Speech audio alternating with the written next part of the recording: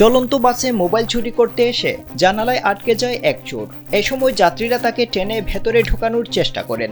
ইতিমধ্যে এই ঘটনার একটি ভিডিও সামাজিক যোগাযোগ মাধ্যমে ভাইরাল হয়েছে।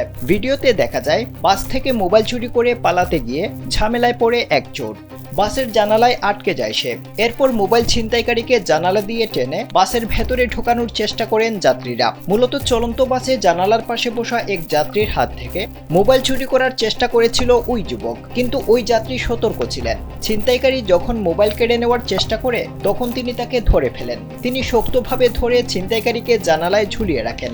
স্যান্ডেলিনা সো, রূপচর্চায় আভিজাত্য। এরপর অন্য যাত্রীরা এসে ছিনতাইকারীকে জানালা দিয়ে ভেতরে ঢোকানোর চেষ্টা করেন।